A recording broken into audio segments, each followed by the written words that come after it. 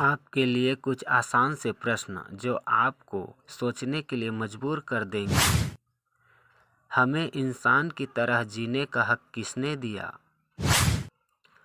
हमें पढ़ने लिखने का हक किसने दिया? पढ़ाई के दरमियान स्कॉलरशिप किसने दिलवाई? सरकारी हॉस्टल में मुफ्त रहने और खाने पीने की सुविधा किसने दिलवाई?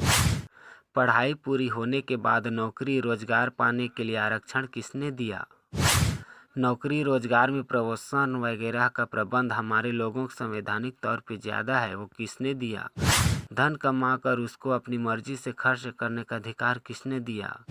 पूरी दुनिया में सर उठाकर जीने का हक किसने दिया? हम गुलाम से बदतर जीवन जी रहे थे, आज हम राजनीति में भाग लेकर राजा नेता बन सकते हैं, वो हक किसने दिया? हमारे ऊपर कोई भी जुल्म होता है तो हम एट्रोसिटी के तहत जुल्म करने वाले का औकात याद दिला देते हैं, ऐसा करने का हक किसने दिया? बहुजन समाज को सार्वजनिक तालाबों और कुओं पर पानी पीने का अधिकार किसने दिया? बहुजन समाज को सार्वजनिक मंदिरों में जाने का अधिकार किसने दिया? जिनके एहसानों को भूलकर हम आज मंदिर में ही अपनी समस्या ढूंढने लग गए हैं। आज हमें सुख समृद्धि हासिल हुई तो यह जन्म सिद्ध मानवीय अधिकार किसने दिया? यह तो सिर्फ कुछ ही उपकार मैंने आपको गिनवाए हैं, ऐसे तो करोड़ों उपकार हैं बाबा साहेब के हमारे ऊपर। नहीं तो देश की आज़ादी से पहले और बाबा साहेब के मानवीय अधिकारों हेतु किए गए संघर्ष पहले हम आज जानवरों जैसे जीवन जीने के लिए मजबूर थे।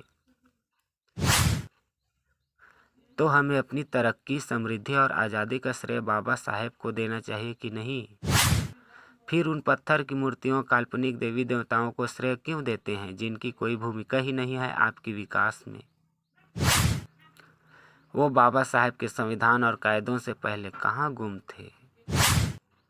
जबकि हम ये जानते हैं कि ये पत्थर की मूर्तियाँ तो हम जैसे किसी इंसान ने ही बनाई है और यह एक व्यवसाय है। मंदिर ब्राह्मणों की कमाने की दुकान है, उनका धंधा है। सोचो, समझो और विचार करो। सब कुछ डॉक्टर बाबा साहेब अम्बेडकर जी से मिला है, तो फिर इन दिनों नकली भगवानी की पूजा क्यों? इस संदेश को अपने सभी साथियों और सभी ग्रुपों में भेज दो। बस यही तरीका है हमारे समाज को जगाने का। दिमाग की अगरबत्ती जलाओ, पाखंड मिटाओ। जय भीम, जय भारत, जय संविधान।